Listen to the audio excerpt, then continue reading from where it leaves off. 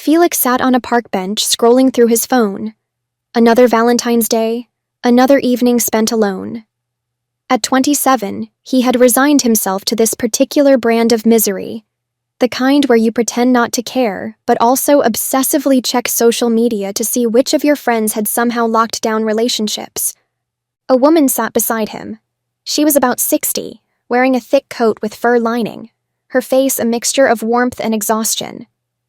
"You're a very attractive young man," she said.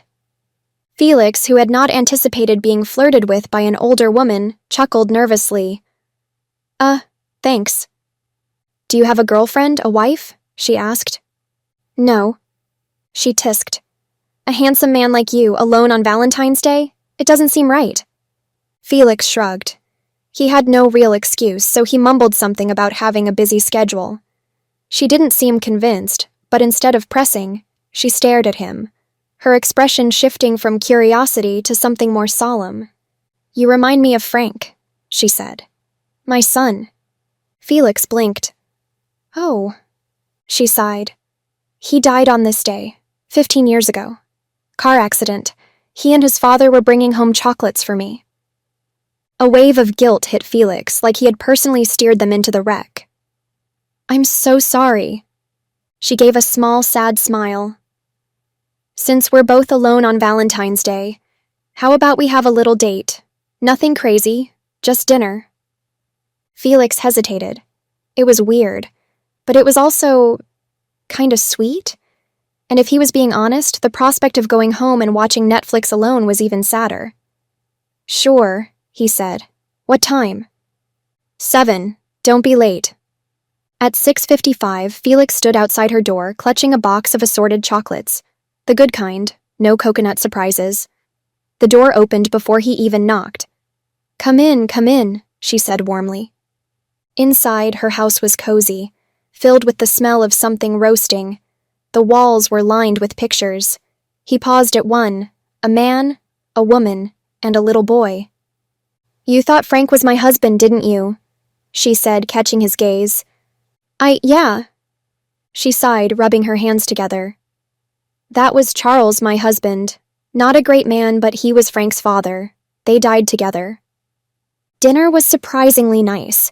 Roast chicken, mashed potatoes, wine that was way better than what Felix could afford.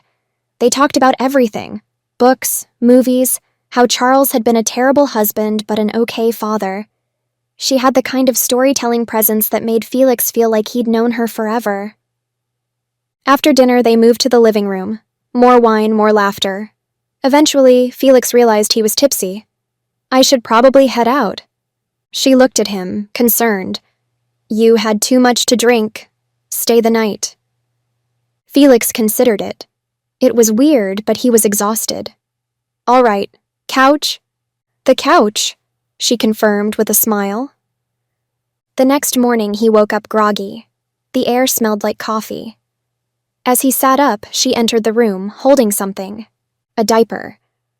"Good morning," she said, entirely too casual for someone holding an adult-sized diaper. "I was wondering if you could do me a favor." Felix blinked. She sat beside him. "Just for today. Could you be Frank?" "What?" "He was 4 when he died," she said, smoothing out the diaper. "And you look just like him." Felix should have left. Every fiber of his being screamed that this was a get-out-now moment.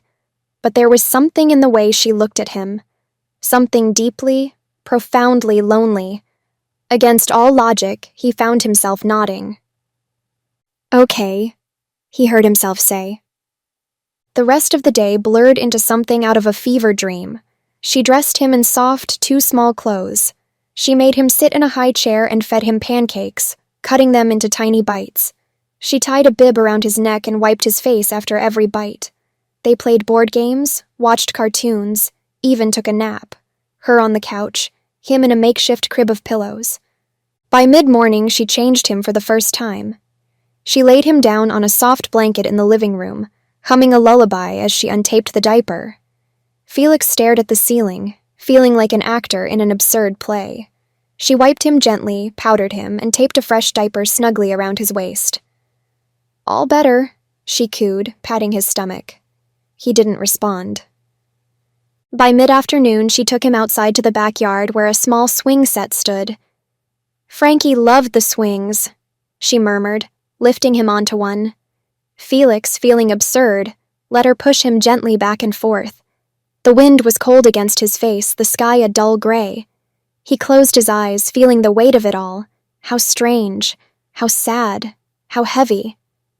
They had lunch on a plastic mat in the living room with juice boxes and finger foods. She spoke to him in a soft, affectionate tone, calling him her baby boy. Every so often she'd reach over and wipe his mouth, her eyes shimmering with something unreadable. Felix felt like he was in a trance, caught between reality and the past she was desperately trying to. Thank you for tuning in to this edition of Mommy Sarah's Story Time. If you enjoyed the stories, please support the channel by liking and subscribing. Remember, my channel is not monetized, and I write most of the content myself. On occasions when I don't, it's sourced through emails from trusted contacts. Please feel free to like, share, and subscribe. If you're able to, consider making a donation to support our channel.